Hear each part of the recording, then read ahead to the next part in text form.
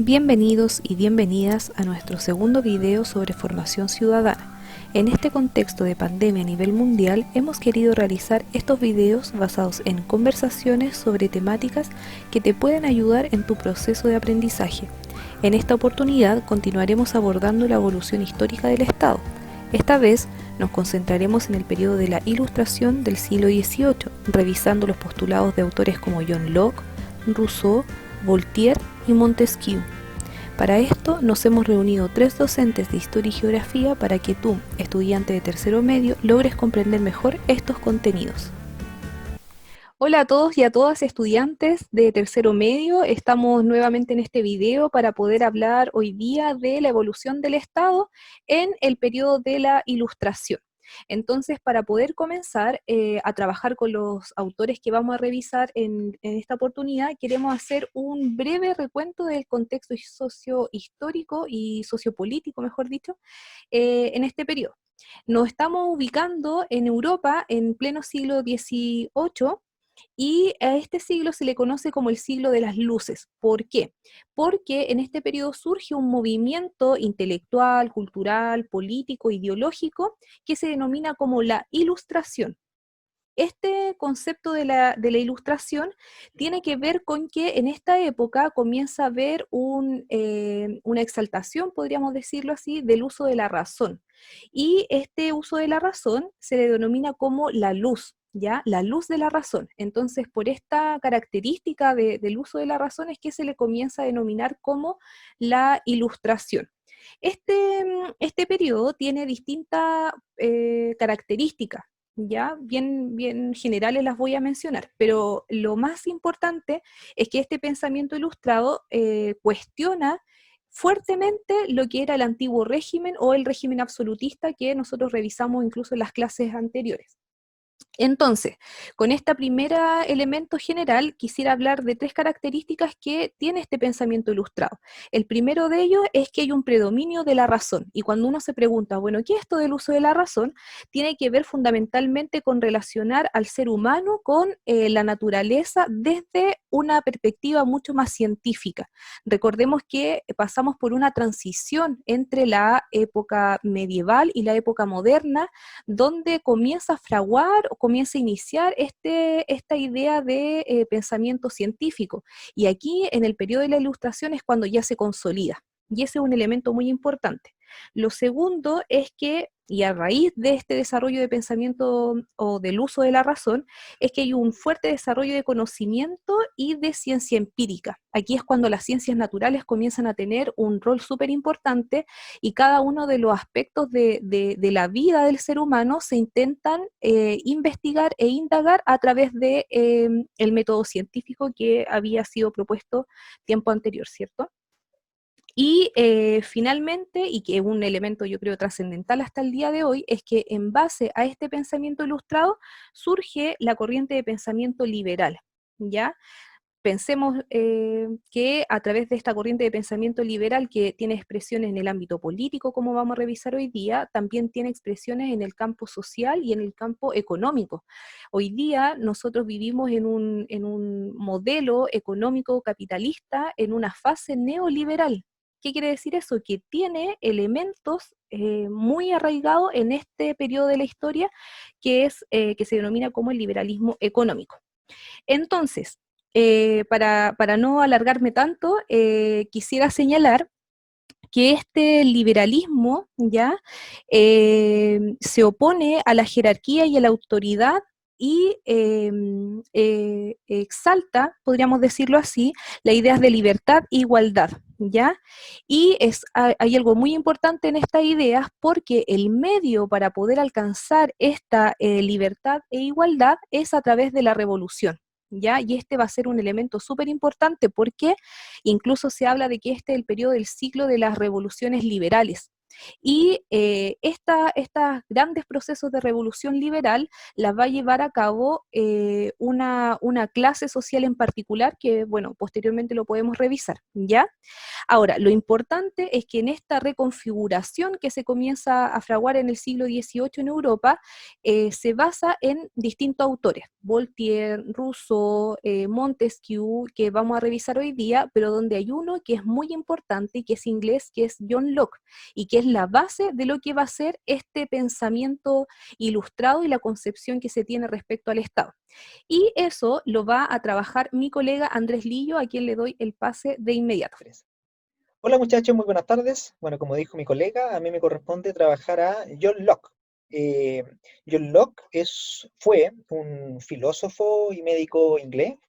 Él vivió entre el año 1632 y 1704, por lo tanto es clave este periodo temporal porque vamos a ver que John Locke está entre medio del periodo absolutista muy fuerte y el inicio de lo que vamos a denominar ilustración. Por lo tanto, él fue de alguna manera uno de los principales influyentes como teórico, como pensador, de lo que va a ser la ilustración y va a influir en todos los autores que vamos a estudiar a continuación, ¿cierto? Sin ser el mismo, sin él definirse como un ilustrado. Él es considerado el padre de lo que nosotros vamos a conocer como liberalismo clásico. Eh, como lo dije recién, sus ideas y sus escritos fueron muy influyentes, sobre todo en dos autores ilustrados, que son Voltaire y Rousseau, que son pensadores de la ilustración francesa y también, producto de esta idea ilustrada, van a terminar también influyendo en la Revolución Norteamericana. Fue clave para lo que se conoce como republicanismo clásico, y sus ideas principales están contenidas en dos documentos históricos fundamentales para el estudio de la historia contemporánea, que son la Declaración de Independencia de Estados Unidos y la Declaración de Derechos de 1689. Entonces, antes de introducirnos en el pensamiento de Locke, quisiera apartar la idea del concepto antropológico que vimos en clases anteriores y que también está presente en John Locke. Como vimos en la clase anterior, los autores que mencionamos, Thomas Hobbes, Nicolás Maquiavelo, no sé si ya muy bien, pero al menos los dos anteriores sí lo desarrollan, tienen una concepción pesimista del ser humano, ¿cierto? Esta idea del pesimismo antropológico no la encontramos en John Locke. John Locke, por el contrario, en su escrito, él manifiesta una cierta bondad humana, él reconoce una cierta bondad en el ser humano, pero sí reconoce que el ser humano, a pesar de que sea bondadoso, de naturaleza bondadoso, puede errar a causa de sus debilidades y vicios que todos tenemos por ser seres humanos, ¿cierto? Entonces, él reconoce que en el ser humano, en su estado natural, el ser humano posee ciertos derechos, ¿cierto? Y aquí vamos ya a empezar a entrar en lo que se conoce como el pensamiento político de John Locke y cómo se fundamenta esta idea de liberalismo, ¿ya? A diferencia de los autores que planteaban que el único que poseía derechos era el soberano absoluto, John Locke va a reconocer que existen ciertos derechos que están presentes en el ser humano simplemente por ser ser humano. Entre estos derechos vamos a encontrar tres que son fundamentales. El derecho a la vida, ¿cierto? El derecho que toda persona tiene sobre su propia vida, y el derecho a la libertad, libertad que ya la vamos a explicar cómo la entiendo yo en Locke, y el derecho a la propiedad de los frutos de tu trabajo. O sea, el derecho a tener cosas, a poseer bienes. Él plantea que estos tres derechos son naturales. ¿Qué quiere decir? Que están presentes en ti. Nadie te lo puede quitar, ¿cierto? Y corresponden a tu esencia humana. Por lo tanto, y aquí viene la clave para el desarrollo de la guía que estamos trabajando, es que el Estado, ya vamos a ver cómo yo es lo que entiende el Estado está construido por un contrato social entre hombres libres e iguales, con el fin estricto de proteger y ejercer estos derechos. Entonces, con esa idea, John Locke rompe el paradigma absolutista y se convierte en la base del pensamiento ilustrado que ya vamos a ver más adelante. Entonces, ahora voy a entrar en cada una de las ideas claves del pensamiento de John Locke, que son bastante extensas, pero voy a tratar de resumirla a la mínima expresión. En primer lugar, hablemos del liberalismo de John Locke, ¿cierto? El pensamiento liberal en John Locke se considera trabajado en dos series de documentos: las cartas sobre la tolerancia, se publicaron en 3 años distintos, y los tratados sobre el gobierno civil, ¿cierto? En términos generales, John Locke plantea en estos documentos en los pilares de lo que se va a conocer como doctrina liberal, ¿cierto? Entonces, él plantea eh, que el ser humano de por sí es libre. Aquí me interesa que me sigan esta línea teórica. El ser humano es libre. De hecho, cito textual. Cada uno, según lo que dice John Locke, ordena sus acciones y dispone de sus posesiones y personas como juzga oportuno. O sea, para él, para John Locke, cada uno dispone de los bienes que posee, cada uno toma las decisiones que estime convenientes porque uno es libre desde que nace, ¿cierto? El problema, dice John Locke, aquí se toma de un concepto que vimos en clases anteriores, que es el concepto de estado de naturaleza, el estado natural. John Locke dice que en el estado natural, si bien el hombre tiene derechos, ¿cierto? Que son el derecho a la vida, el derecho a la propiedad y el derecho a la libertad, ocurren ciertas controversias entre los hombres. ¿Por qué? Porque al ser dueño de tu propiedad privada, cuando tú empiezas a envidiar por estos vicios humanos, ¿cierto? La propiedad del otro comienzan a establecerse diferencias entre los hombres. Y alguien tiene que dirimir esas diferencias, porque los seres humanos no van a ser capaces de dirimirlas por sí mismos, no en un estado de naturaleza. Entonces, la idea clave de John Locke, si ustedes se dan cuenta, es la idea de la propiedad privada, ¿cierto? ¿Por qué mencionamos esta idea de la propiedad privada? Porque para John Locke el concepto de propiedad privada es clave. Propiedad sobre tu vida, propiedad sobre tu libertad y propiedad sobre tus bienes. Entonces, ¿cuándo tú vas a sentir coartado tu propiedad? Cuando en el estado de naturaleza alguien te la empiece a quitar o alguien atente contra ella. Entonces, para John Locke, el Estado, como concepto, es el encargado de resguardar la seguridad tuya, individual, pero también de tu propiedad. Y eso va a justificar toda la teoría que nosotros vamos a explicar, que ahora voy a proceder a explicar. Entonces, para John Locke, eh, producto de esta naturalización de la propiedad privada, la persona en sí va a quedar definido en términos de propiedad. Y esto es súper amplio. Propiedad sobre la vida, propiedad sobre la libertad y propiedad sobre tu patrimonio, que en este caso, en el texto era la hacienda, ¿cierto? Tus bienes. Entonces, él postula que si bien los hombres viven en un estado de naturaleza, tal como lo planteaba Thomas Hobbes, el autor que vimos en la clase anterior, él plantea que los hombres originalmente viven en una situación de paz y que se someten, producto de la razón, a las leyes naturales. A las leyes, ¿cierto? ¿Y cuáles son estas leyes? El derecho a la vida, el derecho a la libertad y el derecho a la propiedad. Pero ¿cuándo va a empezar a generarse el conflicto? Cuando haya una ambición, ¿cierto? Y el cometimiento de una injusticia sobre tu patrimonio, sobre tus bienes o contra tu persona. Entonces, en ese caso, se va a empezar a dar un ciclo infinito, mencionar de injusticias, una tras otra, de la que tú vas a ser víctima. Y el único encargado de dirimir ese conflicto infinito va a ser el Estado. Por lo tanto, el Estado para John Locke surge como el mediador absoluto entre los sujetos que conforman el Estado, ¿cierto? Eh, Además de esto, él plantea que en este estado de naturaleza, cada individuo ejerce la ley y la juzga como a su antojo, ¿cierto? En cambio, plantea él va a empezar a introducir un concepto que es el concepto de sociedad civil. ¿En qué sentido? En que siempre que exista una autoridad que sea parte del Estado, un juez que juzgue, ¿cierto?, lo correcto y lo incorrecto, nadie se va a poder saltar las leyes naturales. De esta manera, establece este autor quién va a detentar ese poder y quién va a representar a la gente que está viviendo en este estado de naturaleza. Y aquí viene la diferencia clave con Thomas Hobbes. Él plantea que el poder no debe estar concentrado en una persona, no debe existir un rey absoluto con todo el poder. Él plantea, John Locke, que la sociedad debe tener representantes y los representantes van a conformar lo que vamos a denominar un parlamento. Y este parlamento lo tenemos que entender como en el sentido de esa época, no como en el sentido actual del parlamento. O sea, en esa época un parlamento era una asamblea de iguales, que buscan representantes que los representen y que ellos elaboren las leyes que al final van a implementárselas. Entonces, aquí viene la crítica de John Locke a Thomas Hobbes, en el sentido de que para John Locke existiera un poder absoluto, en el caso del rey, en el caso de Thomas Hobbes, que esté por encima de la comunidad, este rey, este poder absoluto, nunca habría salido en realidad no habría salido del estado natural, ¿cierto? Pues en una monarquía absoluta, cuando están los poderes mezclados, el poder legislativo, el poder judicial, eh, el poder ejecutivo también, el poder va a ser, el ejercicio del poder va a ser imparcial y la ley va a ser imparcial. Por lo tanto, nunca tú vayas a poder apelar a una sentencia, nunca va a haber justicia, ¿cierto? Lo que plantea John Locke desde un inicio de esta exposición es la justicia.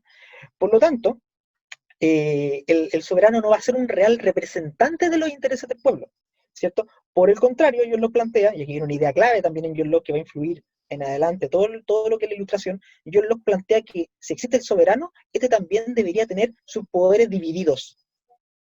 Y si hay una asamblea que representa a la sociedad como es el Parlamento, esta asamblea debería tener un poder limitado y el poder tendría que también estar dividido. Y ahí plantea, es el primero en plantear la teoría de la división de poderes. Poder ejecutivo y poder legislativo. El poder judicial en John Locke no es un poder aparte. Él cree que el poder legislativo es parte del poder ejecutivo. Quien va a profundizar eso es otro autor que lo va a explicar un colega más adelante. Pero lo que me importa acá es que ustedes noten que John Locke es el primero, ¿cierto? Antes de los ilustrados, que plantea que es importante que el rey no tenga poder absoluto, porque va a terminar abusando de su poder. Y por eso se presenta esta idea de la separación de los poderes. Para seguir con el análisis, rapidito, tenemos que entender también cómo John Locke hace una crítica a la idea de la religión y el Estado. ¿En qué sentido? John Locke no está en contra de la religión, pero él limita el ejercicio de la religión al ámbito privado, no al ámbito público, ¿cierto? En el modelo hobbesiano, en el modelo absolutista, la religión y el Estado van de la mano, van mezcladas, ¿cierto? En cambio, para John Locke, esto no debe ser así y la religión debe estar restringida al aspecto privado, al interior del hogar. Por lo tanto, John Locke es el primer teórico que separa religión y Estado, y esto es clave, porque él esa idea la cranea producto de lo que ocurre en la época. En la época había una gran división entre católicos y protestantes, y vienen terminándose la llamada guerra de religión. Y por lo tanto, John Locke también plantea la idea de la tolerancia religiosa, para que puedan existir los súbditos que profesan distintas religiones.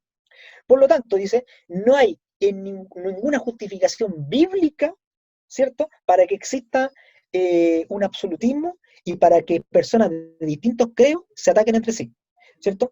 Lo que no acepta John Locke es que existan ateos. Eso es súper importante, porque él considera que los ateos en un contexto social ultra católico y ultra religioso, también protestante, ultra cristiano, él plantea que los ateos pueden ser peligrosos para el desarrollo de la sociedad.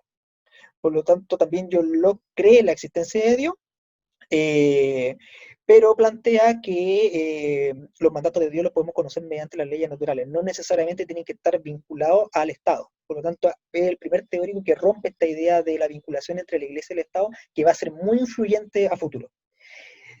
Otra idea también presente en John Locke, para ir concentrando rápidamente este video, es la relación que existe entre el gobierno y los ciudadanos, ¿cierto? Para John Locke es clave la idea del mandato, ese concepto que empieza a introducir Locke. Los gobernantes, para John Locke, ¿cierto?, son mandatados por los súbditos. No están gobernando porque sí, no pueden hacer lo que quieren. Van a tener lo que se llama una responsabilidad con sus súbditos. En cierta medida, John Locke plantea más adelante una idea que es la idea de la revuelta, de la revolución justificada, ¿cierto? En el sentido de que si el gobernante no responde a las necesidades del pueblo, el pueblo está justificado teóricamente para rebelarse contra el gobernante. Ya voy a explicar en qué consiste esto. Entonces, esta idea del mandato se produce mediante un pacto muy parecido o muy similar, o muy en línea con lo que mencionamos en clases anteriores, que era el contrato social. Entonces, en este pacto entre la sociedad y el gobierno, el pueblo se constituye en una asamblea, elige un gobierno, elige representantes, le da ciertos roles, ciertas atribuciones, y ellos deben actuar conforme a estos mandatos. Cuando rompen estos mandatos, se genera un problema, ¿cierto? Y este problema, para John Locke, tiene difícil salida. De hecho, John Locke plantea que existe la posibilidad de disolver el gobierno. Así de crítico John Locke. ¿Cuándo vamos a poder disolver un gobierno? Cuando haya causas externas como una guerra y un Estado externo conquista el Estado en el que yo habito. Como vamos a tener que depender de un Estado externo, el gobierno queda disuelto. Pero también un gobierno puede ser disuelto por causas internas.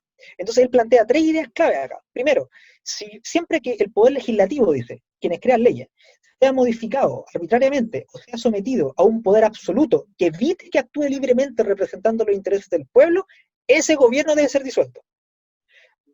Idea 2. Si quien tiene el poder ejecutivo, el rey, el gobernante o quien gobierne, es capaz de implementar la ley, ese gobierno debe ser disuelto. Tercero, si el Ejecutivo o el Poder Legislativo obran, súper importante, contrariamente al mandato encomendado por el pueblo, ese gobierno debe ser disuelto. Por lo tanto, cualquiera de las tres causales que se mencionaron recién es justificación absoluta para que el pueblo lleve a cabo la idea de la rebelión de los súbditos. O sea, para John Locke existe el concepto teórico de rebelión, y eso está justificado en su texto. Por lo tanto, si ustedes van siguiendo toda esta línea argumental, tenemos una crítica completa al absolutismo. Criticamos la noción antropológica, criticamos el concepto del Estado, criticamos los poderes que puede tener el rey y criticamos también en John Locke el origen divino del poder y la vinculación entre iglesia y Estado. Y es más, John Locke va más allá y establece, ¿cierto?, cómo podemos incluso rebelarnos contra el rey cuando el rey no lo representa. Entonces, para ir cerrando el análisis de este autor que es verdaderamente apasionante, me gustaría cerrar con la idea de que este autor es muy influyente, es el padre del liberalismo, influyó todo lo que es el proceso de ilustración que van a exponer mis colegas más adelante, pero lo que importa es que sus ideas más controversiales, más importantes, siguen siendo y siguen estando vigentes hasta el día de hoy. No son las mismas ideas que hace 200, 300 años atrás, pero siguen estando vigentes hasta el día de hoy. Usted tiene derechos, porque John Locke fue el primer autor que los propuso, ¿cierto? Usted tiene el derecho a manifestarse libremente, sobre todo en el contexto actual en el que estamos viviendo, porque a John Locke también se le ocurrió. Y esto va a ser clave, ¿por qué razón? Porque en la época en que vivíamos, en que se vivía en Europa, en esa época, la mayor parte de Europa vivía bajo un modelo absolutista. Pero el John Locke va a ser clave, ¿por qué? Porque va a permitir que en Inglaterra, ya que todo esto él lo escribe en Inglaterra se implemente un modelo llamado parlamentarismo, que es totalmente opuesto al absolutismo. Y ese modelo parlamentario, de alguna u otra manera, se ha mantenido vigente en Inglaterra hasta el día de hoy. Ahora, chiquillos, es importante hablar sobre los principios de otro autor que es Rousseau. Lo primero que podemos decir de Rousseau es de que él se dedicó a diferentes elementos culturales, por así decirlo. Rousseau fue botánico, se dedicó a la música, estudió política, también estudió pedagogía, fue filósofo, fue un escritor. Por lo tanto, estamos hablando de una persona que pasó por diferentes fases culturales, por así decirlo. Pero ahora nos vamos a referir principalmente a lo político. ¿Qué elementos políticos podemos sacar del pensamiento de Rousseau? Eh, Primero tenemos que señalar de que este pensamiento va a ser bien influyente sobre todo lo que va a ser la Revolución Francesa de 1789. Varios elementos de los cuales habla Rousseau, como la voluntad general o el interés público, van a ser elementos centrales de la bandera de lucha de los burgueses durante la Revolución Francesa, y no solamente durante este acontecimiento, sino que también durante la independencia de Estados Unidos, y eso lo podemos trasladar hasta las independencias sucedidas en América. Por lo tanto, el pensamiento político de Rousseau lo podemos ver reflejado en una de sus obras más conocidas, que es el contrato social. Primero, Rousseau en el contrato social define lo que es la política, y básicamente Rousseau dice de que la política se basa en la voluntad general. Voluntad general, un elemento que hasta el día de hoy está muy presente en lo que tiene que ser una nación, si hablamos de una nación democrática. Y a la vez, él también habla en esta definición que hace Rousseau de política, de que tiene que estar esta soberanía depositada en el pueblo. Por lo tanto, aquí ya tenemos dos elementos importantes que menciona Rousseau, como son la voluntad general y de que el pueblo sea el depositario de la soberanía. Por lo tanto, ya esto ya marca un cambio trascendental en conceptos que sostenían lo que eran las monarquías absolutas, que estaban muy vigentes durante esta época, principalmente en Europa, como son el derecho divino al poder. Por lo tanto, eso es un elemento bien importante de Rousseau. Otra cosa importante que señala Rousseau, dice que los hombres nacen libres e iguales. Otro elemento importante, entonces, que va a criticar directamente el poder absoluto de las monarquías, que los hombres nazcan libres e iguales. Por lo tanto, desde este concepto podemos señalar que Rousseau sitúa al hombre como un igual ante el monarca, como un ser libre y no como un súbdito. Por lo tanto, ya estos elementos ya marcan un paradigma importante para la época, y por eso señalaba al principio de mi exposición que van a ser elementos centrales de las revoluciones que van a comenzar a suceder en el mundo a contar del siglo XVIII.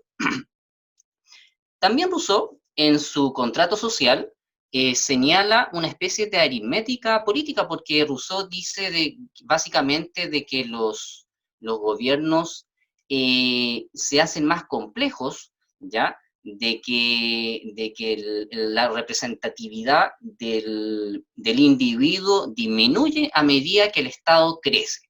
Por lo tanto, Rousseau dice que un gobierno debe ser más eficaz a medida que crece para evitar una desobediencia civil, ¿ya? Por lo tanto, ahí vemos de que por eso, mejor dicho, podemos decir de que Rousseau habla de una especie de aritmética política, al en muchas partes de su contrato social señalar esta importancia que tiene la cantidad de individuos que tenga un Estado para las características políticas que va a tener ese Estado. Rousseau también podemos decir de que habla sobre la república.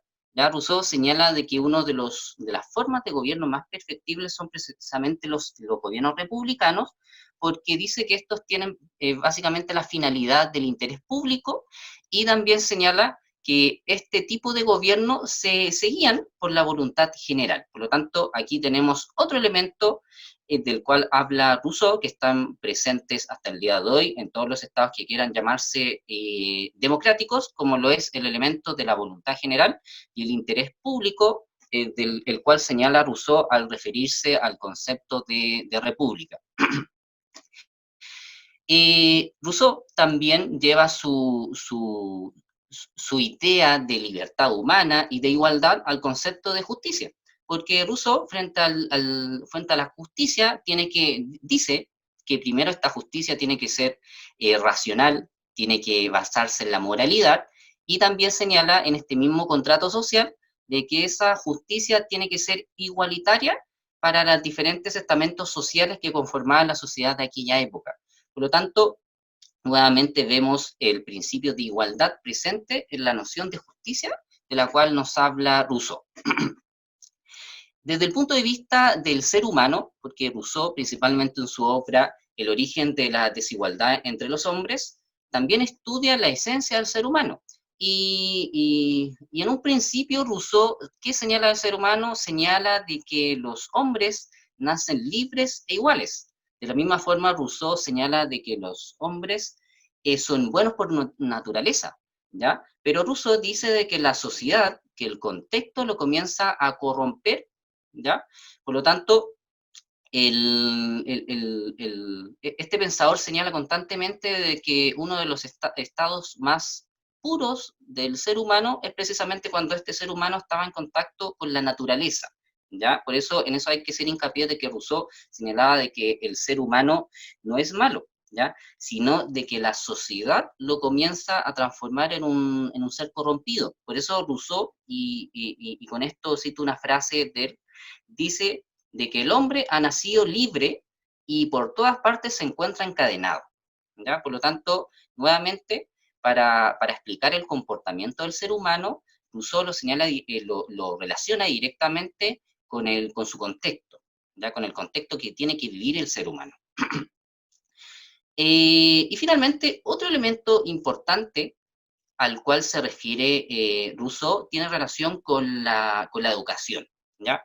En relación a eso, y los principios pedagógicos de Rousseau los presenta en su obra Emilio o de la educación, ¿ya? En esta obra, Rousseau establece básicamente de que una educación estatal, ¿ya? Una educación que suministra un Estado tiene que tener la finalidad principal de crear, ¿ya? De formar buenos ciudadanos, ¿ya?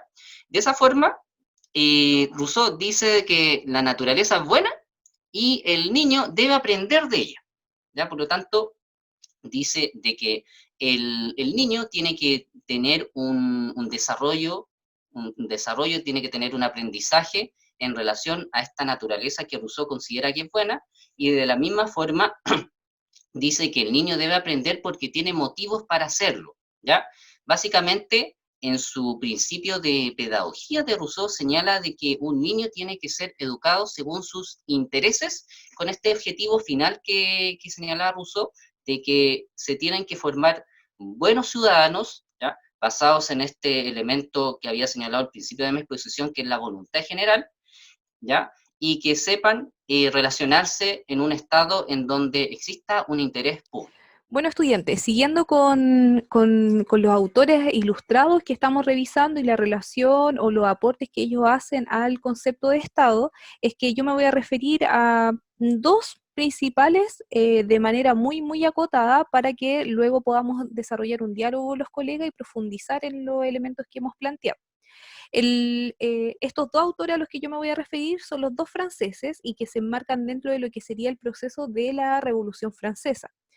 El primero de ellos es Voltaire y él tiene una característica muy particular porque aparte de ser, bueno, filósofo, político, él realizaba muchas críticas al absolutismo francés a través de historietas y eso incluso lo llevó a estar encarcelado en la famosa Bastilla, que posteriormente, cierto, va a ser tomada por los mismos franceses para poder acabar, cierto, con el régimen absolutista francés. Entonces, él luego que sale de la cárcel, viaja a Inglaterra y ahí es cuando él se fascina, se maravilla, dice la bibliografía, con los postulados de John Locke y con el sistema constitucional que se estaba desarrollando en Inglaterra. Y a partir de las lecturas y lo que él comienza a vivenciar, vuelve a Francia y ahí es cuando él comienza a teorizar respecto a lo que John Locke había planteado respecto a la tolerancia religiosa. De hecho, él escribe un texto que se llama Tratado de la Tolerancia y plantea los principios, o plantea, mejor dicho, el principio laico del Estado. ¿Qué quiero decir con esto? La separación de la Iglesia y el Estado, ¿ya? Entonces podríamos decir que Voltaire, ese sería el elemento clave que aporta en esta discusión respecto al Estado y su desarrollo. El segundo autor, también francés, que les quiero mencionar es Montesquieu, ¿ya? Él escribe un libro que se llama El espíritu de las leyes y también él se declara partidario absoluto del gobierno, del sistema parlamentario que explicaba el profesor Andrés que se desarrollaba en Inglaterra y de los principios que están basados en John Locke. Él dice que se puede establecer lo que él denomina como el Estado perfecto. Y dice que el Estado perfecto está basado en un gobierno de tres poderes separados y perfectamente limitados en sus funciones. Ahí es donde aparece nuevamente, cierto, los principios de John Locke, que era lo que él decía respecto a la limitación o los límites, mejor dicho, de los poderes, ¿ya?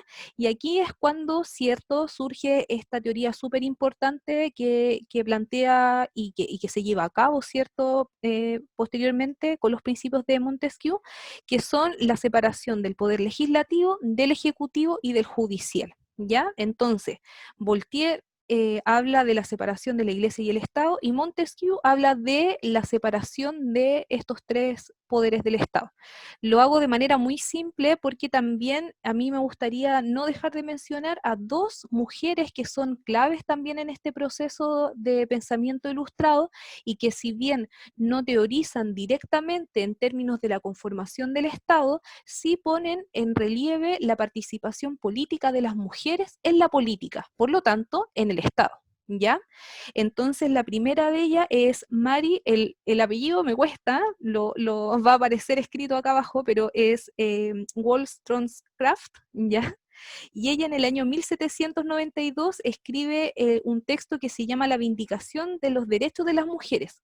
Y ella formula una crítica incluso a Rousseau. ¿Por qué? Porque como mencionaba el profesor Diego, Rousseau en el Emilio habla, cierto, de la educación de este futuro ciudadano, por eso Rousseau le da tanta importancia, cierto, a la educación de los niños, y pone a la mujer como en un rol fundamentalmente de criadora, ¿ya? De ese rol maternal. De hecho, en Rousseau están las bases de lo que sería la familia burguesa, y eso es lo que esta mujer critica, y habla de la importancia de los derechos de la mujer y la participación en las decisiones políticas. E incluso ella, en este desarrollo de pensamiento ilustrado, habla de la importancia de los conceptos de libertad, de nación y de repúblicas, y cómo estos tres conceptos terminan siendo figuras femeninas súper potentes y súper fuertes, pero que los autores que previamente habíamos revisado no las consideraban dentro de esta discusión más política, ¿ya? Y la segunda mujer que yo quisiera mencionar es Olympe de Gouges, y que ella, tras la Revolución Francesa, cuando sale, ¿cierto?, la famosa Declaración de los Derechos del Hombre y del Ciudadano, ella, en forma de réplica, escribe la Declaración de los Derechos de la Mujer y de la Ciudadana.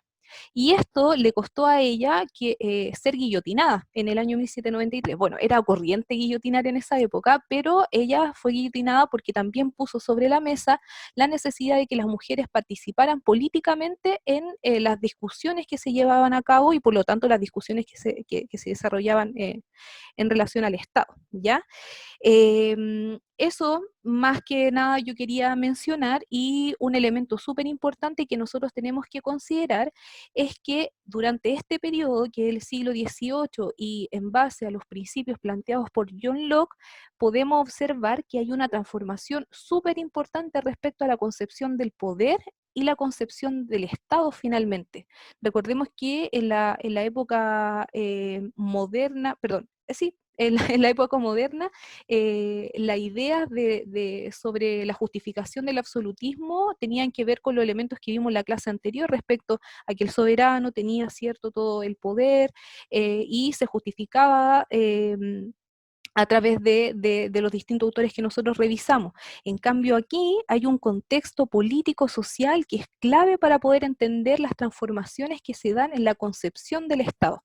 Recordemos, como yo les decía al principio, que el uso de la razón es clave para poder entender esta relación entre el ser humano y incluso lo que mencionaba el profesor Diego con la naturaleza, que es un aspecto clave en el pensamiento de Rousseau. Así que eso por mi parte. Ahora voy a dejar la palabra a mis colegas para que podamos generar un breve diálogo y poder cerrar esta videoclase. Yo quería señalar algunos elementos y recordar algunos elementos centrales de Rousseau y relacionarlo con lo que estaba diciendo la profesora. A ver, primero tenemos que recordar que Rousseau hablaba sobre el concepto de voluntad general.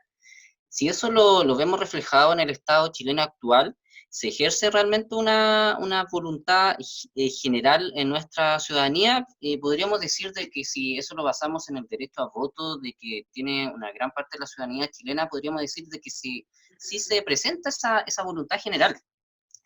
También Rousseau, recordemos que hablaba sobre la libertad del hombre, pero Rousseau no hablaba sobre la igualdad de derechos de las mujeres. Y ahí yo quería tocar el tema que había hablado la profesora, porque Rousseau hablaba sobre la libertad del hombre, de lo que los hombres eran iguales al resto de los diferentes estamentos que habían en aquella época, pero en ningún momento Rousseau habla sobre la libertad o la igualdad de las mujeres. Rousseau en su libro Emilio señala básicamente de que las mujeres son criadoras, como lo decía la colega. Por lo tanto, tenemos que recordar que, ya llevándolo a la realidad chilena, que recién las mujeres van a alcanzar sus derechos civiles bien entrado el siglo XX, a mediados del siglo XX. Podemos decir de que incluso durante los años 80 y 90, de fines del siglo XX, todavía existía esta noción de que la mujer tenía que estar en el hogar, mientras que el hombre tenía que hacerse cargo principalmente de los aspectos públicos de la vida. Por lo tanto, también tenemos que ir entendiendo de que este pensamiento señalado por Rousseau se relaciona mucho con el contexto que se vivía en la época, el contexto privado y público que se vivía en la época, y eso va evolucionando hasta lo que podemos encontrar el día de hoy presente en nuestra sociedad. Y finalmente aquí también podemos hablar y recordar otro elemento que señalaba Rousseau sobre el concepto de soberanía, ¿ya? Porque Rousseau también hace hincapié de que esta soberanía tiene que radicar en el pueblo, y eso va a ser uno de los elementos centrales de lucha de varios procesos que se van a dar a contar del siglo XVIII principalmente, como lo son estos procesos revolucionarios e independientes que se dan tanto en Europa como América, que van a conformar elementos y van a conformar naciones enteras como nuestra propia nación chilena. Bueno, a mí me gustaría complementar y desarrollar alguna idea y también sintetizar algunas ideas que hemos hablado en los últimos dos videos. En primer lugar, y siguiendo la línea argumentativa de la profesora Romina, a mí me gustaría señalar la importancia también que tiene la Ilustración y la consecuente Revolución Francesa para la historia contemporánea. O sea, para muchos teóricos y autores e historiadores, la Revolución Francesa, al ser un cambio político trascendental dentro de la vida humana, supone el inicio de una nueva época. ¿Cierto? Es un hito clave para la historia universal. Entonces, desde la Revolución Francesa en adelante, vamos a ver cómo la historia tiene una nueva denominación que vendría a ser la historia contemporánea. Esto junto a la Revolución Industrial, ¿cierto? Entonces, a partir de esta doble revolución, Revolución Francesa, una revolución política, y la Revolución Industrial, que vendría a ser una revolución económica y social, el mundo, tal como lo conocíamos, cambia. Y entonces, desde este punto de partida que vendría a ser la Revolución Francesa, ciertas ideas comienzan a ser irracionales, siguiendo el lineamiento ilustrado. Vale decir, tener un rey en el poder es algo irracional. Puesto que, como lo voy a explicar a continuación, empieza a volverse una moda el tema de los sistemas republicanos, se empieza a volver una moda la democracia, y estas ideas ilustradas se empiezan a esparcir por todo el continente americano, por ejemplo, y desde la independencia de Chile. La independencia de Chile constituye eso mismo, ¿cierto? El salirse del poder absoluto español y empezar a instaurar una república en Chile.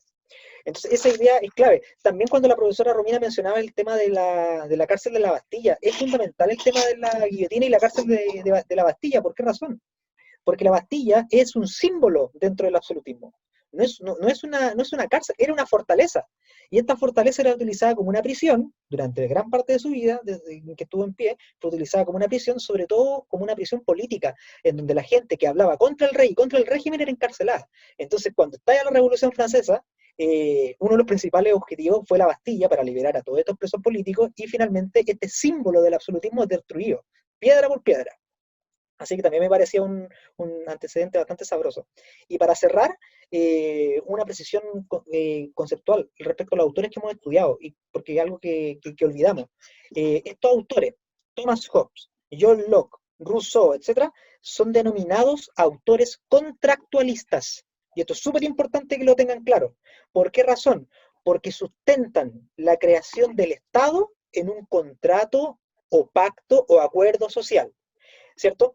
Entonces es importante porque esa idea del contrato, del acuerdo social, existe y está súper vigente hoy día en Chile. De hecho, es un tema de conversación hoy día en política en Chile. ¿Cuál sería el contrato que de alguna manera vincula o nos vincula con el Estado y regula nuestra vida en sociedad? La Constitución de la República. Con los autores contractualistas, con Rousseau, con John Locke y con Thomas Hobbes, comienza a tomar forma esta idea de que los estados deben regularse con un documento, con un contrato firmado que es llamado la Constitución. Y esa idea es súper importante porque influye hasta el día de hoy. De hecho, estamos en un contexto en que estamos discutiendo sobre cómo formular una nueva Constitución. Y para cerrar, ya a modo de síntesis de los dos videos anteriores, me gustaría hacer una contrastación de ideas de los tres autores más relevantes de lo que hemos estudiado. En primer lugar, Thomas Hobbes, recordemos el estado de naturaleza, el ser humano busca su propio interés y hay una guerra del todo contra todo. En John Locke existe el derecho a conservar la vida y defenderme, el derecho de libertad y el derecho de propiedad. En Rousseau, los hombres son buenos, compasivos, libres e iguales, y la sociedad genera desigualdad e injusticia que lo corrompen. Veamos cómo hay distintos conceptos antropológicos en cada autor. Referente al contrato mismo, recordemos que estos son los tres autores contractualistas, el contrato en Thomas Hobbes es un pacto entre individuos que renuncian a la violencia en favor de la paz y la seguridad que brinda el rey. En John Locke, la conservación de la libertad es producto de que se renuncia a la fuerza, al uso de la fuerza, y se establece un contrato entre los individuos y entre estos con el Estado. Entonces ya ahí empezamos a ver ciertas diferencias con Thomas Hobbes. Y en el caso de Rousseau hay un compromiso libre entre los individuos que son libres de someterse a las leyes, y las leyes expresan la voluntad general del pueblo. Entonces, desde un punto de vista contractual, vemos que también hay diferencia entre estos tres autores. Y lo importante para el desarrollo de la guía, muchachos, el concepto de Estado que tienen los tres autores. Para Thomas Hobbes, el Estado tiene el poder absoluto y eso está en la figura del rey. Para John Locke, por ejemplo, el poder deriva del pueblo, el Estado debe asegurar la paz y la seguridad y el poder está limitado. Y esto va a dar forma a lo que se conoce como liberalismo político. Y para Rousseau existe la soberanía popular, existe el concepto de democracia directa, vale decir, cada uno va a delegar el poder en su representante y de ahí se surge la autoridad, ¿cierto? El poder ejecutivo, el poder legislativo, que de alguna manera van a empezar a conformar ya lo que es el Estado. Entonces también vemos cómo hay un desarrollo histórico del concepto de Estado. Entonces, para ir cerrando este video y como una reflexión final, me interesa que les quede muy claro que existe una evolución histórica del concepto de Estado, al menos lo que hemos trabajado en estos videos, y lo vamos a seguir viendo cómo ya empieza a tomar forma lo que vamos a conocer como el Estado contemporáneo, el Estado actual, ¿cierto? Los estados más vanguardistas que llevan la idea filosófica de los últimos 20, 30 años y que la empiezan a implementar en sus constituciones. Entonces, para ir cerrando el video, me gustaría dar las gracias por la atención prestada, gracias también a mis colegas por haber explicado estos autores que son bastante complejos, y con esto me despido hasta un nuevo video. Y también me despido hasta un nuevo video, alumnos. Espero de que estos autores, que como decía el colega, son bastante complejos, bastante densos de repente, bastante complicado entenderlos, les haya quedado más claro y nos vemos en un nuevo video. Espero verlos pronto. Por mi parte también me despido, les dejo muchos saludos, que espero que estén bien junto a sus familias y los invito a reflexionar sobre estos elementos, sobre todo en esta síntesis final que hizo el profesor Andrés, y que vean cómo a lo mejor muchos de los elementos que hemos trabajado en estos dos videos se expresan hoy día en este desarrollo de Estado chileno, porque como bien decía el profesor Diego, la construcción del Estado-Nación tiene su base en estos pensadores que hemos revisado hoy día. Entonces hay mucho de lo que hablamos presente y que incide directamente en nuestras vidas. Así que eso, y nos vemos en un próximo video. Que estén muy bien.